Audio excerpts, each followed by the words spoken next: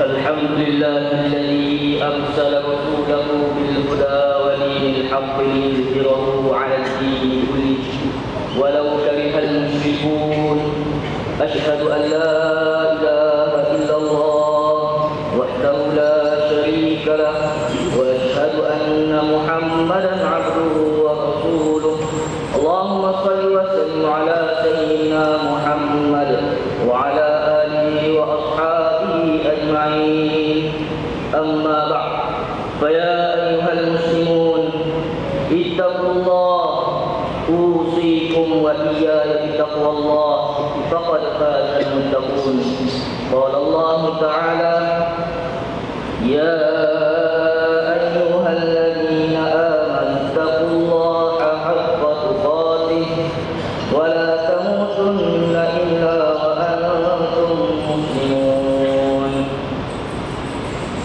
Sidang Jumaat yang dirahmati Allah, wahai hamba-hamba Allah, bertakwalah kepada Allah dengan sebenar-benar takwa, dan janganlah kamu mati melainkan dalam keadaan Islam. Saya menyeru diri saya sendiri dan juga sidang Jumaat sekalian agar kita sama-sama meningkatkan ketakwaan kita kepada Allah dengan melakukan segala suruhannya dan menjauhi segala dicegahnya. Tajuk khutbah kita pada kali ini adalah mencontohi sirah Rasulullah sallallahu alaihi wasallam. Sidang Jumaat yang dirahmati Allah, kita sedang berada dalam zaman yang penuh pancaroba, zaman manusia saling mengejar dalam merebut harta dunia. Zaman manusia tidak memperdulikan hukum halal dan haram dalam melakukan sesuatu tindakan. Zaman manusia sering merasa tertipu dengan sistem yang ada. Zaman manusia sering kecewa dengan nasib malam yang menimpa diri masing-masing. Manusia bagaikan hilang arah apabila bercakaran sesama sendiri. Masing-masing saling salah menyerangkan antara satu sama lain. Masing-masing mendakwa mereka lah yang benar. Akibatnya berlakulah pertelagahan yang tidak ada noktah penghujungnya. Dalam menyelesaikan segala perbincangan yang berlaku, manusia hari ini perlu merendahkan diri dan menoleh seketika kepada perjalanan hidup Rasulullah sallallahu alaihi wasallam. Ini kerana sirah baginda sallallahu alaihi wasallam bukan semata-mata kisah dan cerita penghibur darah. Ini adalah rencana hidup utusan Allah yang perlu diteladani dan diikuti oleh sekalian umatnya. Sirah Nabi sallallahu alaihi wasallam adalah model kehidupan beragama yang dikehendaki oleh Tuhan, oleh Allah Tuhan semesta alam. Allah berfirman di dalam surah Al-Ahzab ayat yang ke-21, A'udzu billahi minasyaitonir rajim. Laqad kana lakum fi Rasulillahi uswatun hasanah liman kana yarjullaha wal yawmal akhir wa dzakarallaha katsiran. Shadaqallahul azim. Yang bermaksud, demi sesungguhnya adalah bagi kamu pada diri Rasulullah sallallahu alaihi wasallam itu contoh ikutan yang baik, iaitu bagi orang yang sentiasa mengharapkan keridaan Allah dan balasan baik hari akhirat, serta ia pula menyebut dan mengingati Allah sebanyak-banyaknya dalam masa susah dan senang.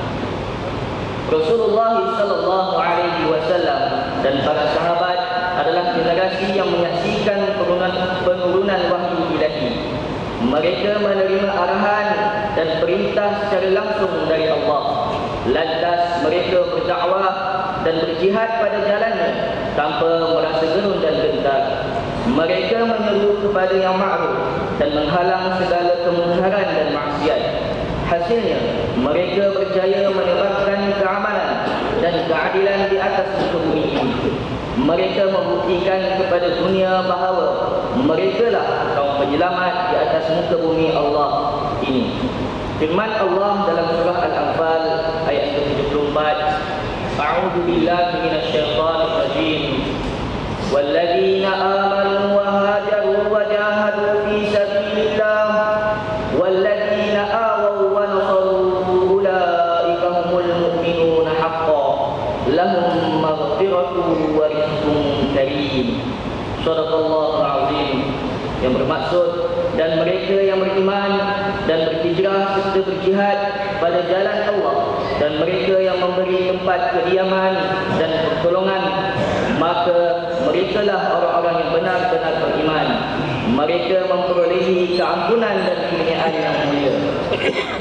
Sidang Jumaat yang dirahmati Allah, pengutusan Nabi SAW dan dakwah baginda telah berjaya merubah lanskap kehidupan manusia pada zaman berkenaan.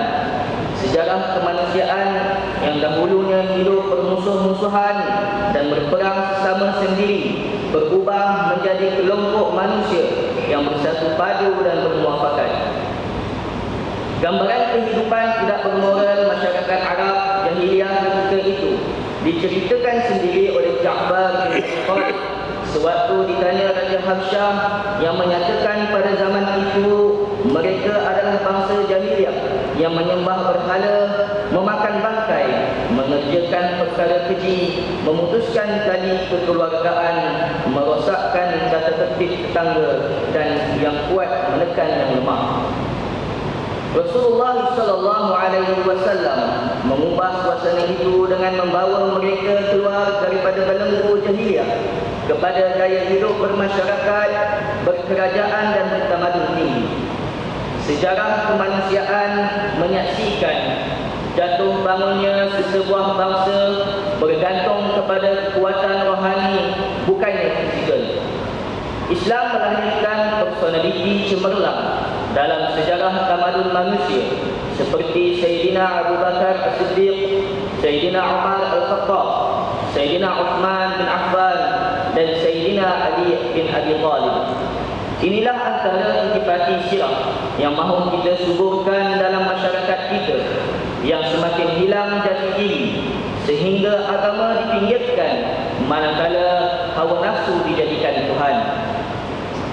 Kesannya begitu dahsyat di mana jika pada zaman jahiliyah anak perempuan ditanam hidup-hidup atas alasan mereka membawa sial, sedangkan jahiliyah moden membunuh anak lelaki dan perempuan akibat merebaknya zina. Mengikut statistik Jabatan Pendaftaran Negara JPN, seramai 152,182 orang anak luar nikah dilahirkan sejak tahun 2008 hingga 2010. Itu belum dikira masalah dadah, jenayah yang lain yang semakin merebak. Kejayaan dan kegagalan kita bergantung pada sejauh mana kita mahu berhijrah kepada keadaan yang lebih baik berasaskan Islam. Manusia seolah-olah hilang pedoman dan buntu mencari jalan penyelesaian bagi mengatasi masalah pembuangan bayi. Mereka sentiasa berteori dan memerah otak memikirkan jalan penyelesaian tanpa sekelumit kesedaran untuk kembali kepada syariat Allah yang dibawa oleh Rasulullah SAW. Lihatlah bagaimana dengan pelaksanaan akhlak Islam, syariat Islam dan undang-undang Islam, baginda berjaya mengubah kehidupan manusia yang cacat merba menjadi manusia yang berdisiplin, berakhlak, bertamadun dan disegani oleh kawan dan lawan. Nabi Muhammad SAW berjaya membina tamadun hebat kerana melaksanakan sistem Islam dengan menghancurkan jahiliyah. Sebaliknya, umat Islam hari ini mengagungkan jahiliyah dengan meninggalkan sistem Islam sehingga merana dan hina di negara sendiri. Sidang Jumaat yang dirahmati Allah, di dalam Al-Quran Allah memberi jaminan bahawa sesebuah negara itu akan menjadi aman sentosa serta maju dan membangun dengan syarat pemimpin dan rakyatnya mementingkan konsep keimanan dan ketakwaan. Inilah yang dinyatakan oleh Allah dalam surah Al-A'raf ayat ayat yang ke-96, A'udzu billahi minasyaitonir rajim. Walau anna ahlal qura amanu wattaqaw lafatahna 'alaihim barakatin minas samaa'i wal ardh walakin kadzabu fa akhadnahum bima kanu yaksibun. Shadaqallahul azim. Yang bermaksud, sekiranya penduduk negeri itu beriman dan bertakwa, tentulah kami akan membuka kepada mereka yakni pintu pengerniaan yang melimpah-limpah berkatnya dari langit dan bumi. Tetapi mereka mendustakan Rasul kami, lalu kami timpakan mereka dengan azab seksa disebabkan apa yang mereka telah usahakan. Sidang Jumaat yang dirahmati Allah, hijrah Nabi SAW, hijrah membuktikan bahawa umat Islam mampu untuk berdiri sendiri tanpa perlu bergantung kepada mana-mana kuasa besar sama ada Rom maupun Parsi. Dalam mengurus takdir negara, Rasulullah SAW dan para sahabat berjaya memfahamkan pengurusan yang sangat amanah, berasaskan Islam sehingga berjaya merubah kerajaan Madinah daripada sebuah kerajaan kecil yang akhirnya berjaya menumbangkan empayar Rom, Kristian dan empayar Parsi Majusi. Seterusnya menguasai empayar Hindu, India dan empayar Buddha Cina. Tanpa perlu bergantung kepada kuasa dan penasihat luar, kerajaan Madinah mampu menyelesaikan masalah ekonomi, sosial dan politik dengan begitu cemerlang. Kepimpinan Nabi SAW dan para sahabat juga sentiasa membuka ruang kepada rakyat Madinah untuk memberikan teguran dan kritikan membina yang sepatutnya menjadi contoh kepada umat akhir zaman.